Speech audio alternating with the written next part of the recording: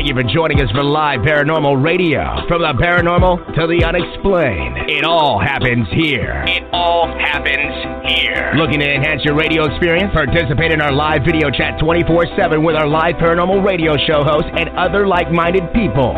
Live. Paranormal.com, the only interactive social chat room supported by Full Interaction Media. Stop by now and join the fun. Stop by now and join the fun. Oh, good. Okay, we got it. It's cool. All right, guys. We had trouble getting Kim on, but we are here. I do not know why they didn't do the Channeling Erik intro.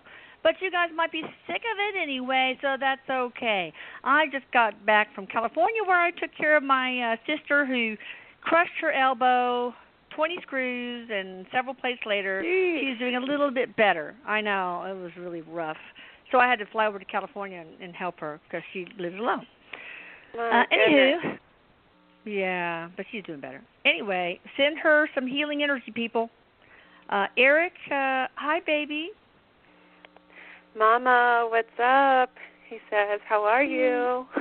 Not much, but I know you are the spirit guide extraordinaire that's going to help these people that are on the line, right? He gets a real deep voice. He goes, spirit guide extraordinaire. Spirit guide extraordinaire. Whatever you want to call me, whatever works. I can be that for you. All right. We're going to take callers, of course, for the bulk of this. But first, Erik, I know you want to share some wisdom, of course. There's plenty where that came from. And here's your message to me. Mom, I want to teach people how to overcome their enemies. It takes self-reflection, doesn't everything? There are no enemies, and I want to help people realize that. So take it away, boy. He says, that's right, Mama. He says, he's going, Mama Medhoos, because that's how so many people think of you. I know. He says, when you asked me, Elisa, what are we going to talk about on this radio show? What does Erik want to talk about? And I kind of just tuned into him and said, what do you think people need to hear about right now? And he kind of his eyes got real big, and he raised his eyebrows, and he said, we should talk about the way people think they deal with their enemies, or how they interact, engage with, and even overcome enemies, or even people. He said even the situations where the word enemy might be too severe, but it's just that person in your life that it's not conducive to a happy lifestyle or a happy self. Yeah. And he goes like this. He goes, so, let's talk about it. And that was super annoying. He's like, let's do this thing. Mm-hmm. But, yeah, so he wants to talk about it in so many ways. But he says, first things first, people. And what he does is, oh, man, I wish you guys over the air could see what he does. When he says, first things first, he jumps up in front of me and just holds up a mirror. And obviously what he's saying by this is we got to look at ourselves first. And the way we engage, the emotions we pull forward when we encounter someone or when we react to someone that we consider an enemy.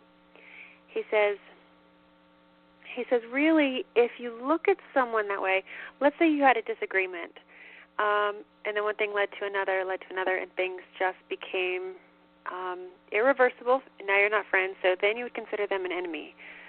Well, he says, let's look at the self first and figure out how the self engages with that person or that scenario emotionally, because it's something unsettled within yourself that's the enemy. It's never really the other person, or even the things that they do to you, so on and so on. He's like, yeah. He's like, I know, I hear you guys. Well, this person did something horrific to me. How can that not be an enemy? Well, in all reality, the only time, he's going to ruffle some feathers with this one. He says the only time it's ever the enemy is when you accept it that way, when you identify with it, because there truly are no enemies. The only real enemy is what you accept and identify with. So let's say, for example... So how you react to it. So basically how you react to the other person. That's the only thing we can take ownership over. This is perfect because I have a situation that's perfect for this. I have a family member that completely betrayed me to the point where I'm really worried that we'll even be able to have a relationship anymore. So I know you must have picked it for that. Yeah, and you look at it and he says, the only real enemy is the way you react, the way you choose to react, the emotions that you pull forward to express yourself through, that's what becomes the enemy. And even, he said, I can even get higher with this, meaning like more of an esoteric philosophical approach, whatever. He says, and even reacting at all or needing to engage at all can be seen in some situations as the enemy. So he says, remind yourself first of all that you don't have to react, you don't have to engage. If you do, be mindful of what your actions say about you, because ultimately, by reacting, you're helping to create the experience of like a negative encounter, therefore the enemy. So let's say, for example, he wants to address like younger kids, like in high school, and he says, let's say your best friend stole your boyfriend, and now you're enemies. Now you don't talk, and now they're spreading rumors about you. And you would think, well, how could they do that to me? That's terrible. That's so not nice. Why would they say that? Well, he says the only time that it obviously actually affects you is when you let it, when you identify with it. And again, if you react, you become a part of it.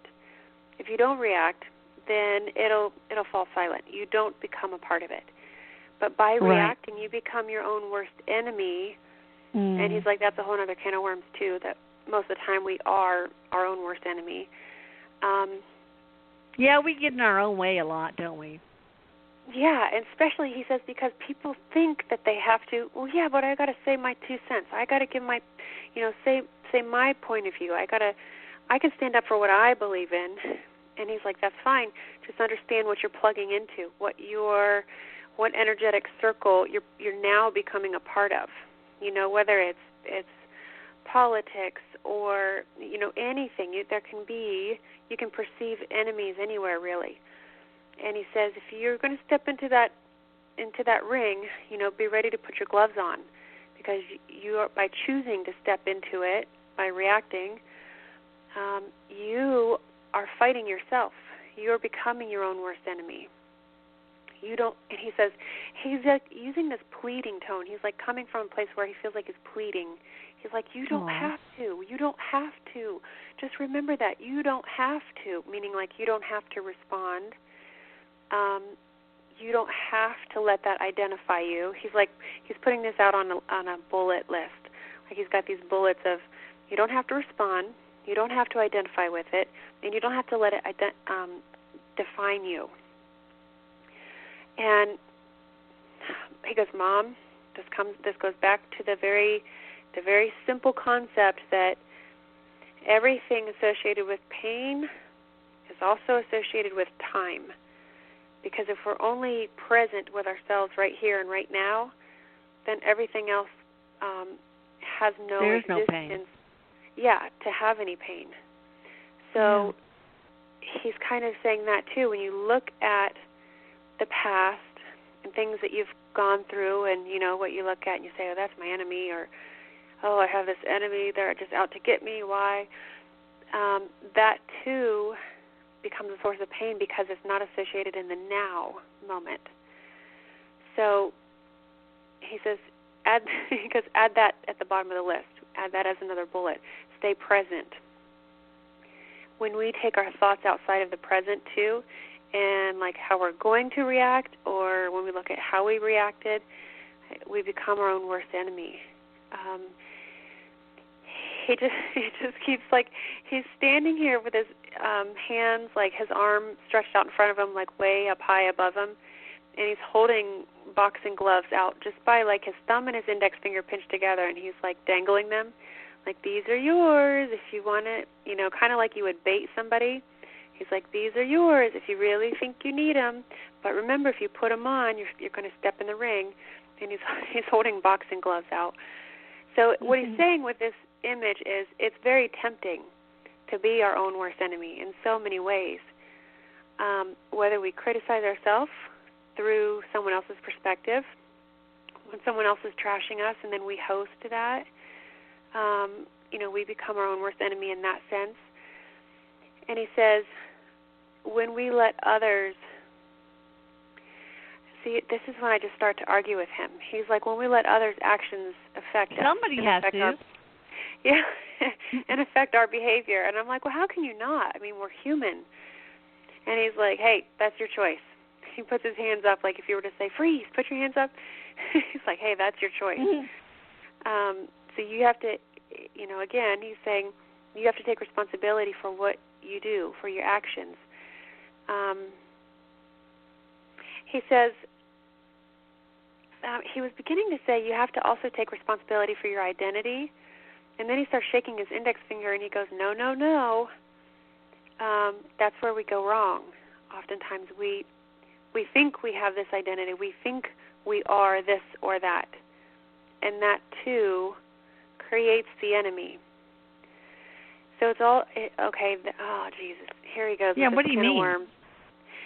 Uh-oh. Yeah, this is he opened the can of worms, and he goes, here we go. So what he means by this, too, is you can even look at, and bear with me here because this will probably ruffle some feathers, too. It's going to leave people scratching their heads like, what? He's even showing the thought process as the enemy. Because then he's going really esoteric with this and almost kind of abstract. But when you identify with your thoughts, you create like this self that knows itself contingent upon or, you know, based upon your thoughts. But that becomes the identity because the thoughts are associated with time, again, which is not in the present, and so on and so on. So it's like chasing, it's like being an illusion and chasing.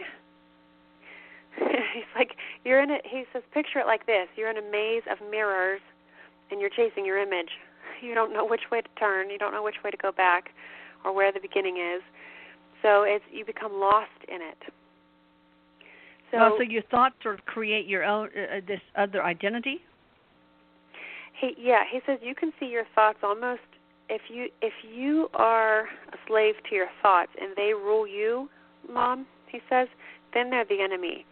But if you can master your thoughts and you have a hold on them, they're not the enemy. But what happens all too often, he says, Mom, is too many people over-identify with their thoughts of themselves, and even the thoughts from others that they begin to host. That stains you, that poisons you. And then that's where the enemy is born. So let's say, for example, you heard that someone else called you fat, and then you begin to believe it. Like, oh, my God, they said that about me. And then you feel terrible because they said it, and now you identify with it. You've now become the host of the parasite, the enemy. So there's really, he says, really what he's saying is there's no people, there's no persons that are the enemy. It's all in your head. I hope that doesn't sound too calloused, but he says it's all in your head, and it's all associated with what you think and how you think about yourself in relation to your reality. So be mindful. Let me give you, go ahead. Yeah, go ahead. Be mindful? He was just saying be mindful of your thought process and whether if it's a master over you or if you're a master over it. Because if you're a master over the thoughts, then you truly know yourself. But if the thoughts are mastered over you, then you're enslaved to the ego, which is the enemy, obviously. So hopefully that makes sense to you guys listening, and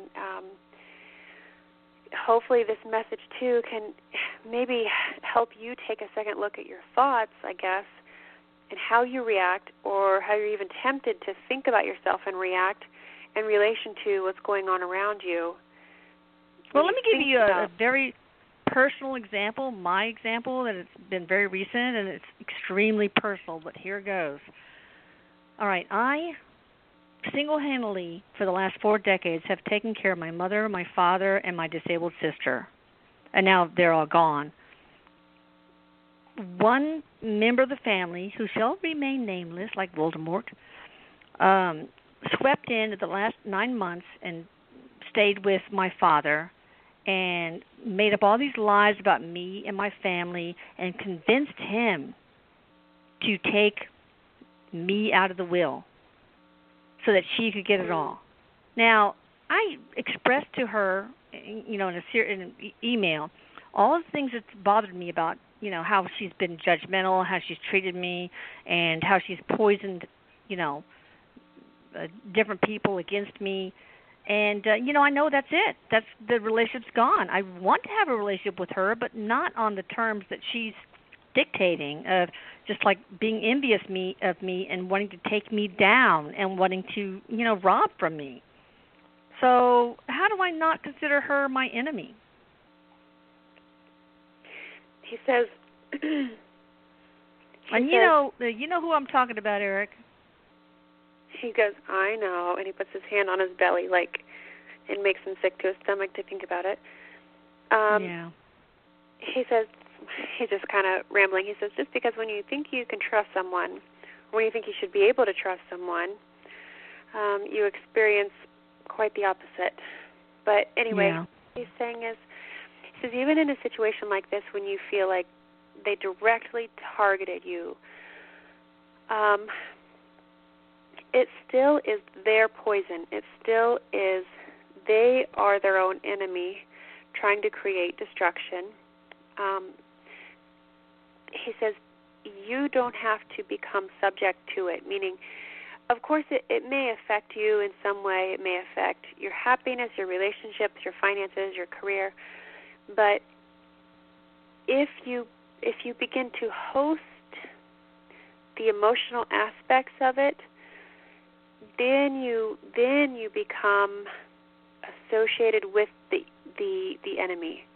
Like, then you become on the same level. It's just a matter of, it's just like he keeps referring to, I'm sure you guys have heard the story of the Buddha, like, can you anger the Buddha story, where the young man tries to make the Buddha angry, and he says, well, how come you're not angry?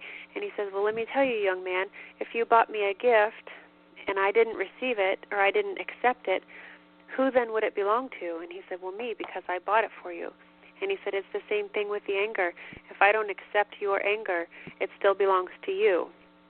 So even with, like, the hatred or, negativity, whatever it may be from what you perceive as your enemy, if you don't accept it, it still belongs to them, the poison, so to speak. That's the essence of the ego. It needs to continue to feed off of something or someone. So that's why people will target other people, he says. That's why they'll project, they'll blame, and they will target and attack, because it's like ego trying to perpetuate itself. But when you choose not to host it, you stay in a place of higher vibration, a place of purity and peace, by not reacting, by not engaging. But as soon as you choose to engage, you then become the enemy, because you're the same as. Do you see what I mean, Mom? He says if you react, and that's what I've done. I've pretty much said my piece, and the ball is in her court. And if she wants to try to make things right, that's fine. It will be awkward. It'll be very difficult, but it's certainly possible. But I kind of feel sad for her, because of this action, she has lost, at least for now, everybody in the family. Her other sister, my family, my children, everything. So all she has now pretty much is, or a few neighbors and some Facebook friends, and that's it. And I guess money was worth it to her to do that. So it's very sad. You guys, money is not that freaking important, okay? People are important. Connections are important. Just remember that. Yeah, that's what Erik's been talking a lot about that lately, that it doesn't matter what you do here. The only thing that really matters is love, because it's the only thing you can take home with you. So make sure you have an abundance of that, and you'll always be rich, he says. There we go. All right, what about taking some callers? What do you think now? Shake it up with some callers? He says, I think we should do it. He's talking about... I think we should, He's even talking about, like, what he wants to talk about next week on the show. Because somehow I think it's going to play off of this. He's talking about, like, we need to talk about the concept of enough. Because we were talking about money and how that's, the root of all evil, so to speak. And he goes, there's never really any validity to enough. When we look at enough, he goes, what the hell is that anyway? He's like, there's no such thing as enough. Everything is as it should be. When we look at, they have more than enough, or they never had enough, they always had too much, or whatever. He says that there's no such thing. So it's kind of like the same thing with good and bad. There's no such thing. I like it. Everything is as it should be. So I think next week he wants to talk about the concept of enough. He's like, what the hell is that? It's man-made. It's not real. That's right. Let's get to the callers, he says. Let's do it. Okay. Now, remember, guys, just one question per person so we can get through as many callers as possible. Here we have somebody in the 818 area code. Let's see who we got on the line. Hi, how are you doing? Hi there. I'm doing well. How are you? Hi, I'm fine. Hello. What's your first name and where are you calling from? My name is Wendy, and I'm calling from Maryland, but I know I have an 818 number. I used to live in California, so sorry for the confusion. Oh, we won't hold that against you. What you got for Erik? Well, I actually wanted to ask Erik, and this is so funny because the topic tonight is something that I have been struggling with for quite a few years now. And I was actually, or to make a long story short, I have had a lot of anxiety and a lot of depression stemming from a very traumatic childhood. And I was actually thinking about possibly relocating back to the area where I had all these occurrences happen to kind of, I suppose, heal myself and get rid of the anger and anxiety that I have. I was wondering if Erik could give me his thoughts on this and see if this is a good idea for me. Ooh, good one. What do you think, Erik? He says oftentimes when people go through a struggle, a traumatic situation, they have to move, they have to relocate, mostly to break up the emotional patterns, like to get into a new place that requires vulnerability. You break up your thought process, you break up your daily routine. So in essence, you use that vulnerability to heal, the vulnerability of being in a new place, new space, what have you. Mm. Then as you have healed and achieved, healing in that situation, intuitively, it's kind of being able to come back to the place, he says, where the trauma occurred with new perspective to kind of like to achieve closure, because I think healing has already been achieved. Now it's just about closure. So he shows he shows it being very productive, and many people do this. They'll go back to the place of trauma when they're ready, when they're healed, just for like a sense of closure with it all. Like to kind of say, like, I've mastered that, I've gone through that, I've come out on top. So he's suggesting. I feel like you know that. I feel like you know that, and that's why you asked the question. You just want confirmation. Intuitively, you're already guided. Yes, exactly. Like I said, it's something that I've struggled with for so many years, and I really do want that sense of closure and knowing that it no longer controls me. I feel like it's also great opportunities for me to help others who have been in my position.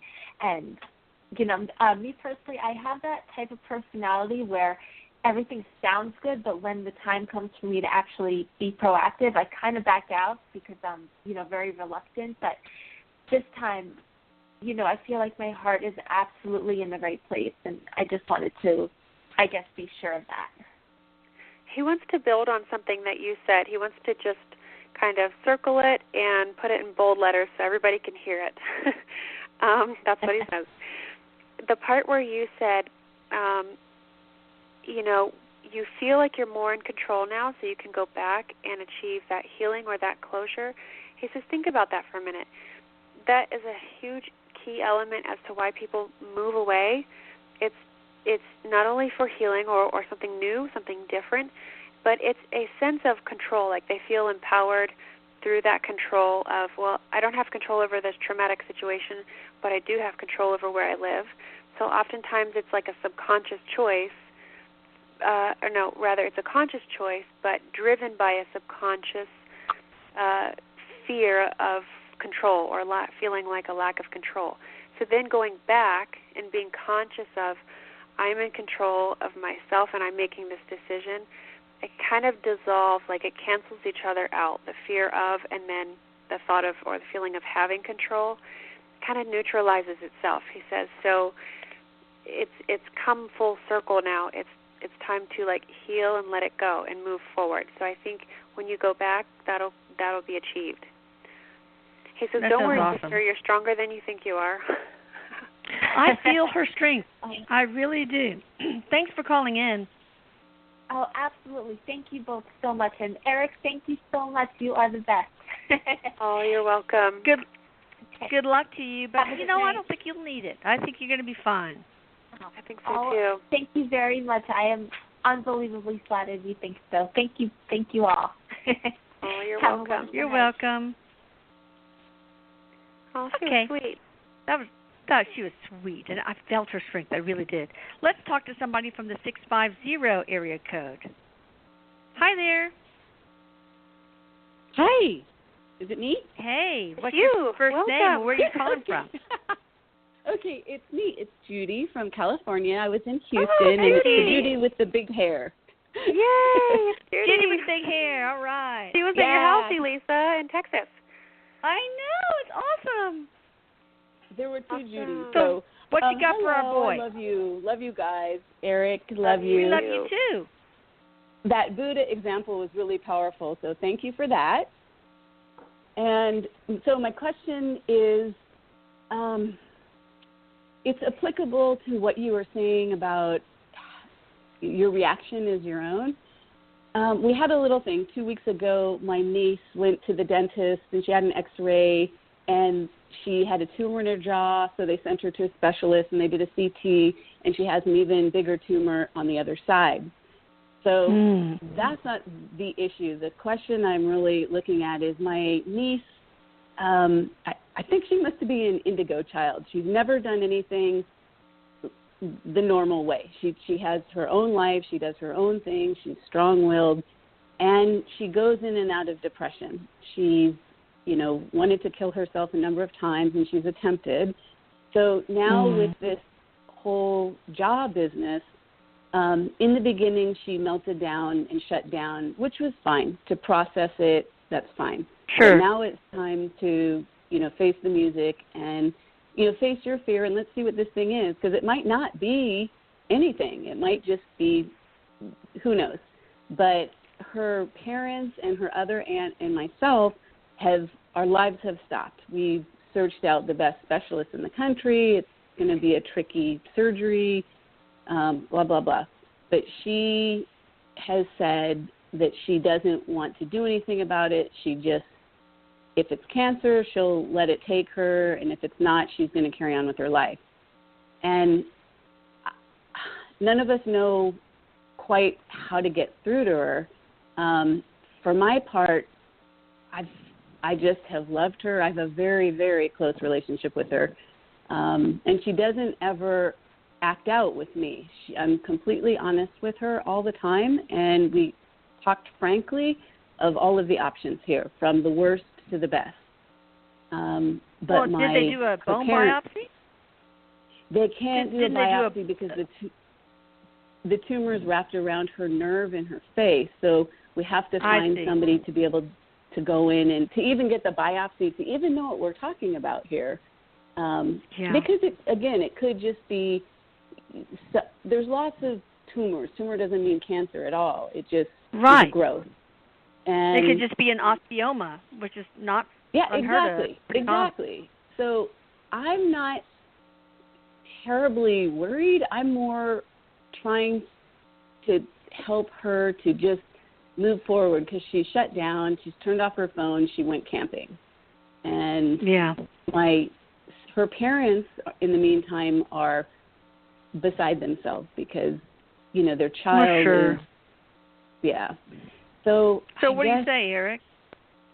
Yeah. What do you say, Erik? He's kind of been talking and giving feedback, like as you've been talking, Judy. And he says, when you talked about her camping and shutting her phone off, he said, well, I think she's in this place where she needs to be in her space, like she needs to feel like she's in control, and in a place where she's not trying to be fixed. Like, because then what happens is if we're like, here, let me fix you, let me help you. And I think this part of this, too, is stemming from her depression, meaning, like, people trying to fix her. And he says that there's nothing worse that can make someone feel invalid or invisible than, let me fix you, let me change you, let me this and let me that. Because then... Because you're flawed. You need to be fixed. It's that kind of thing. Yeah, then, exactly. You're telling them, like, well, you're not good enough as you are. I have to fix you. I have to change you. So that makes someone feel invalid and invisible. So I think for right now, she's just trying to get away from taking any kind of course of action, and she's literally just being. She's just being, which is a really good thing. She's just connecting with her presence. He says now, whether she sits out in her campsite and cries or celebrates is up to her, but at least she's sitting away from it all just to be. So in the meantime, I think that you have more of an intuitive connection with her based on what Erik is showing. I feel like she knows that she can have an intuitive and a claircognizant connection with you, where I think, just like you were saying, the communication can be at a telepathic level. But besides that, what he's saying is like the healing comes from, I think, Judy, you're going to teach her how to center and how to ground her emotions herself, even outside of her emotions, so that she knows that healing is possible. But I think it's going to be, you're teaching her, like, just through, based on what Erik is showing, just through who you are and how you are and, like, what's normal to you. Like, your normal isn't everybody else's normal. So, like everybody else in the family, he says. Right, yes, exactly. I think that's why she has this close connection with you. And ultimately, he says it's this. Actually, he's even going into talking about this being an emotional issue from a past life that's now manifesting. So anyway, he says ultimately it'll be up to her as far as how she reacts. If one reacts in complete fear and obviously over-identifies with it, being a life sentence, then that's what they will perpetuate energetically. He says, Mom, he says, tell her, it's scientifically proven your body will respond to your thoughts. At the cellular level, he says. We know this for a fact. That's right. Read Biology of Belief by Bruce Lipton. You can change your DNA. I got it. Yep, I got it, and I read it, and everything you just said completely resonates with me. I had told my brother and sister-in-law to just, relax and let go. Like, they need to surrender because she's somebody that needs to have her space. And I think rather than all these people going in saying, you have to go here, and then all the insurance forms and this specialist and that specialist, she needs to choose. She needs to choose. Whatever her choice is will be the thing that she can own and live by.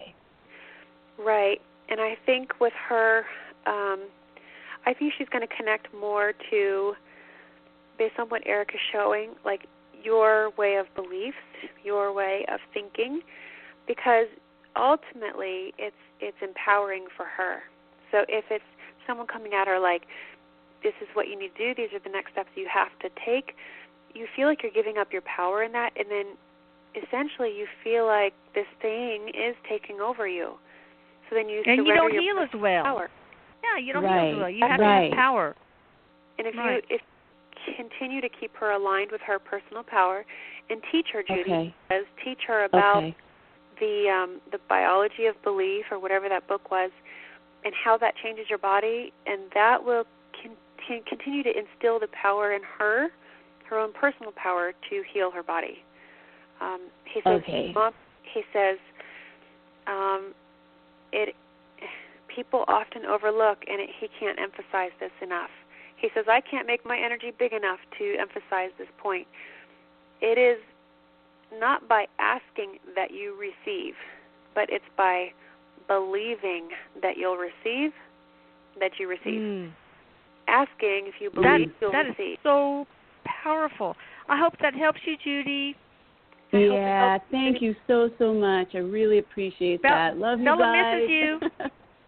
Bella misses you. She's She's sitting here licking my hand. Oh, she's such a little cutie. Take care, Judy. All right, well, all right. That sounds Take great. care. Everybody pray for Bye. her, and she's going to be fine. I just feel it. All right, let's go to the, I know this is probably the Austin area, the 512 area code. How you doing, fellow Texans? I'm good. Can you hear me? Yes, I Hello? can, but let me hear first, you. Welcome. Yes. Let me first say that I'm really grateful to liveparanormal.com, great radio network that has all sorts of cool shows.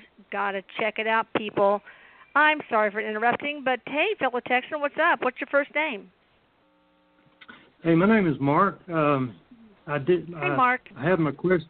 Hi there. I had my question before you came up with the topic, but in relation to the topic, what I have learned is when you have an altercation, and this came from some guides, non-physical, you forgive them for not being what you want them to be. And it's just a small step, but it lets them off the hook, and it lets you off the hook, and you make a step in the right direction, so you raise your vibrations, and that's really the best thing you can do for anybody around you.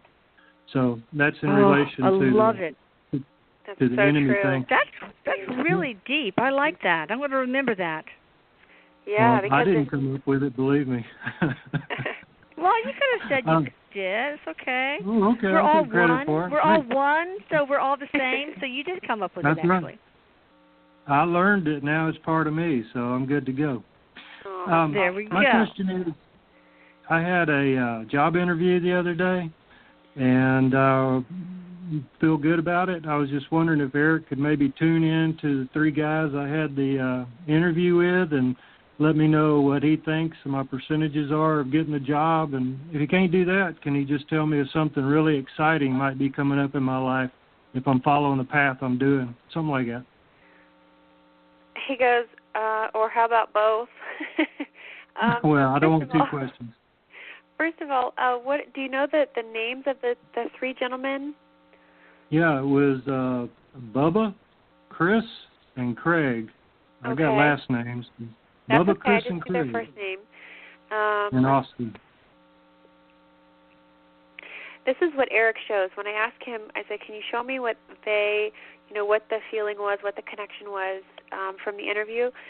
And he just shows the three of them and their collective energy, like opening, I see them collectively as a ball of energy, and then I see them sort of open this doorway and welcome in your energy. So it seems like all three of them are in agreement with how they feel about you, and it seems like the resonance is there, the connection is there.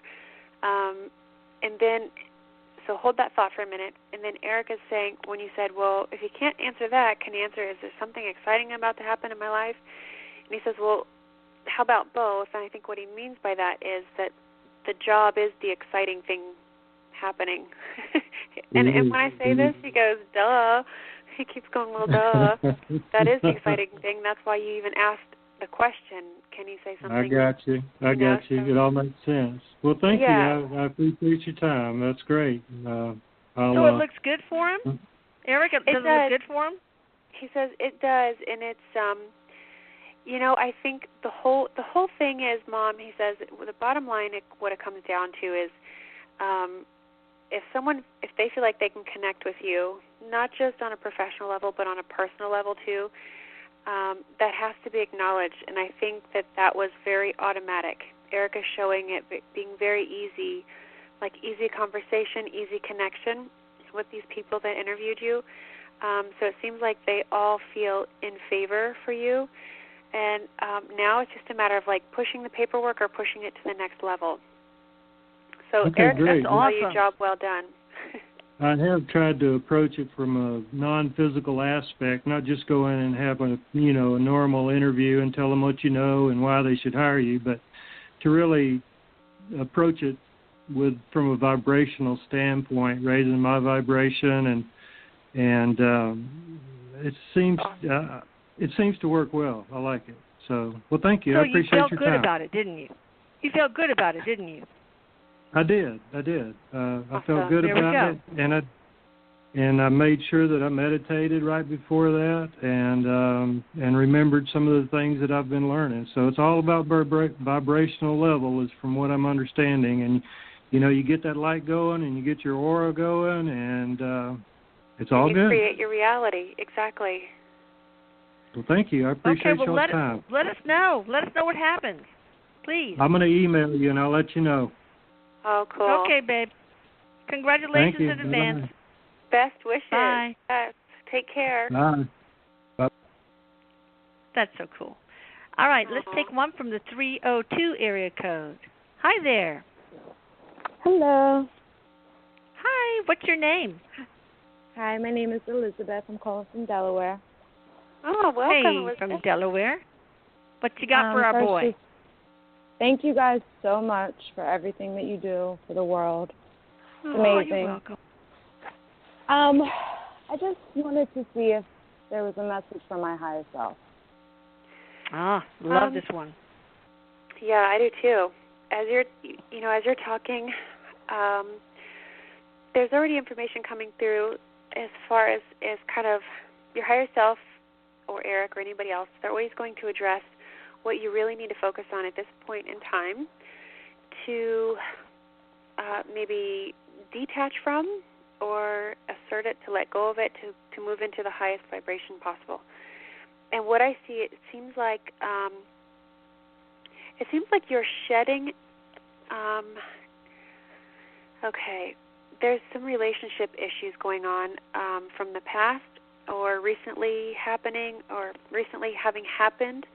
But it seems like you're shedding this like emotional coat of emotional distress from like a past relationship. Now I don't know if this is like a romantic relationship or a friendship, but if they're like, what I see is emotional distress, and you're trying to take that off, and it's related to a past relationship.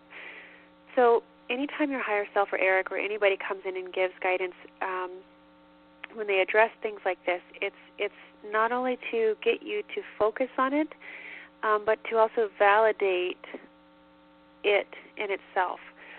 So wherever the emotional disturbance is coming in, they're trying to get you to take a look at it. It seems like you're just having a hard time feeling like self-worth or valued somehow.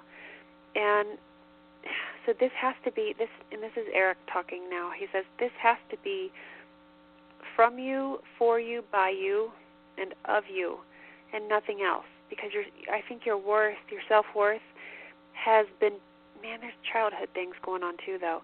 There's a lot coming through. But Erik says that the emotional distress is from relationship issues, and it is, there's always a cause and effect, so it's also affecting, too, the worth, like the self-worth. This has to come from within, not through or for or by anybody else, he says. Oh, goodness. But there's like childhood things, too, that it's like feeling alone, feeling abandoned or isolated, alone in what you're going through, or there's a lot of past stuff going on. Mm-hmm. And Kim, you are amazing. Oh, thank you. I hope that helps, sweetie. It did. I appreciate it so much. Good. You're welcome. One more sweetie. thing. If anything I can emphasize based on what they're showing, all this reference to the past and to the past and to the past, just be sure, if you can, be as mindful as you can to be as present as you can. Because when we're suffering from the past, it's because our mind is still there. Our heart is trying to be there, but it really can't be. So, bring your mind and your thoughts as much as you can into the now moment so that you don't suffer anymore. Thank you. And just a little advice if anyone else is going through this. I've been doing I'm on my 5th day of fasting because I've noticed that my mind goes back to the past a lot.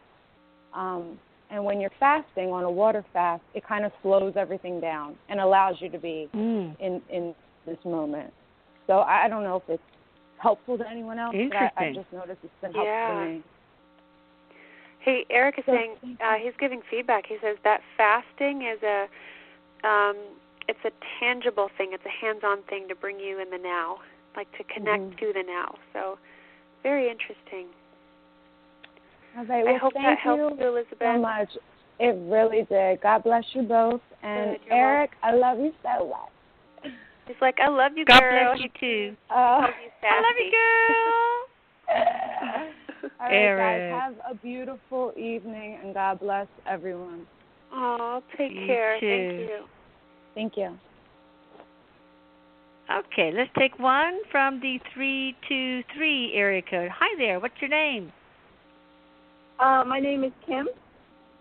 Hi, Can you hear me? Another Kim. Oh, Where are you calling from? People with the same name. I'm like, oh my God. I'm calling from California. Oh, okay. So what you got for our boy? Well, I want to say first, I adore you guys. I think you're absolutely fabulous. I've been listening to you for about 4 years, and I've turned other people on to you guys. So real quickly, I want to say hi to Erik, and I have a question. So I have been, I hate to use the word tribe, but I've been developing my spiritual side, and I've been hearing something called ancient friends in my head, and I don't know if that's me or if it's really, it's really happening. I would love it to be happening because I also would love to be able to see spirit. I really have been trying to help other people, and I've helped, hopefully, my sister when she was going through chemo and stuff and helping her to bring into her spirituality. So my thing is that I've been told, I guess it's more of a confidence thing with me. I'm not 100% sure, but that's my thing is that I'm trying to develop more of my spirituality. I want to know am I really hearing what I'm hearing, and if Erik could possibly help me. Yeah. So what do you think, Erik? This is his response. I just love the way he can bring everything all together.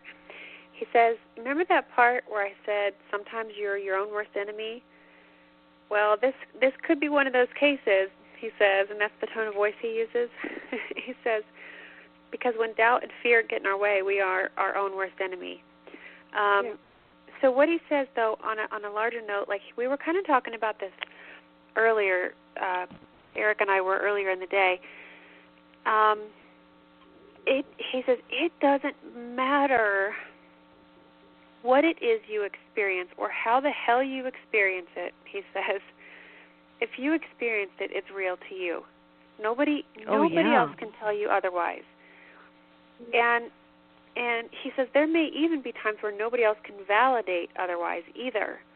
But if you know you experienced it, then you know you experienced it and it's real. So please don't question yourself and what you experience. He's like, now, of course, there might be times where you see something and you're like, wait, what was that? Did I see something? I'm not sure. He's like, but when you know you experienced something, don't not don't take it for granted, but don't take it. Gosh, I don't even know how to put words on this. Like, don't discredit it, I suppose. He goes, good enough, Kim, because he's speaking with energy, not words. Is there a way? So he says, don't discredit the experiences you have. With doubt and worry and looking for validation. Like, is this how it's supposed to happen? Is this when? Because essentially you are spirit with a human shell. So you can have spirit interactions because that's the nature of yourself, of who you are. Everybody is and everybody can, he says. Not everybody does. They don't pay attention. And he's like wandering around the room like ADD, like squirrel. He's like, they just don't pay attention. They're not mindful. But he says there is no reason why you can't be experiencing this as thick as anybody else that calls himself a psychic or a medium, he says.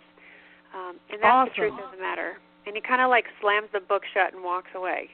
He's like, game over. Go ahead. Could he help me develop my, my theme better? Absolutely. And he wants to say this to you. It's kind of like where he was going next in this conversation with you and also everybody listening.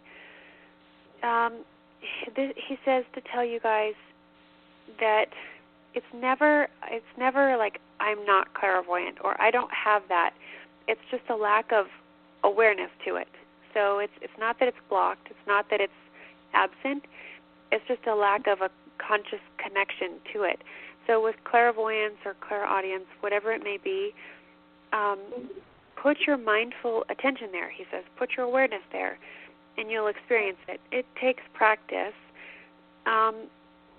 He says the key to connecting to any of these is connecting through the heart, which means quiet the thought, quiet the reaction, and just be. Right. It takes a deep level of trust, but you got it, he says. Thank you so much. I appreciate it, and I love you guys so much. Well, like, hey, we welcome. love you back. He's like, you're welcome so much. Okay, so Erik, thank you for this. Kim, what you got going on your plate? Oh, goodness. Well, this coming weekend I will be in Columbus doing just a one-day event there where I channel Erik for you guys and speak. So if you want to come see me, you're more than welcome. You can find tickets on my website at kimbabcock.net. And then after that, I'll be heading out to Laguna Beach. A lot of you guys have asked me to come out west, so that's the case. March 11th will be the Laguna Beach event. And then after that, my guides and Erik have encouraged me to consider putting more places on the calendar. So I'm looking at probably this weekend going to put up a lot more dates for events like Virginia Beach, maybe Boston, maybe New York, and the Carolinas, based on your request. So keep an eye out for that. That'll be at kimbabcock.net.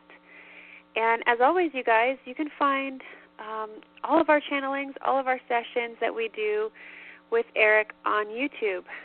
Subscribe to the Channeling Erik YouTube page. Go to channelingerik.com, Erik spelled with a K. You guys can find all of this information transcribed there as well. So you can read through it at your leisure. You can listen to it. All kinds of information to help you guys grow spiritually and intuitively. So I thank you guys so much for being here and trusting what we do. We love you so much, and we wouldn't be here without you. And Erik's like, could you be any cheesier? He's making fun of me. Hey, it's a girl thing. But, yeah, you guys, thanks for being a part of our family. And, Erik, I love you. Thank you so much. I couldn't be prouder. He says, I love you, Mom. He says, I'm always here. You know that. He has his hands on his hips, and he's, like, shaking his hips back and forth. He says, I'm always here. Oh, my gosh. I know. All right, guys, have a great rest of the week, okay? And thank you, Kim. You're welcome. You guys have an awesome weekend. Take care, and we'll see you soon. Bye-bye. Bye-bye. Napa know-how. A Napa guy knows more isn't always better, unless we're talking about full-size vans. These beasts do more than get you from A to B. They have so much space a man can live in it. With shag carpeting, waterbed, and a sweet lava lamp, these mobile abodes have all the comforts of home. With quality parts and plenty of Napa know-how, you can keep the original tiny house running longer, stronger. That's Napa know-how. Napa know-how. They're gonna kill the love of my life. Casey! If I don't go back to what I was doing. On February 24th. Our line of work is quite brutal and quite ruthless. How far would you go for love? You steal truck, bring it to me. Then you make your money. Is it dangerous? Of course it's dangerous! Nicholas Hoult, Felicity Jones, with Ben Kingsley and Anthony Hopkins. All this trouble, all this pain, for love. Collide. In theaters February 24th. Rated PG-13. May be inappropriate for children under 13.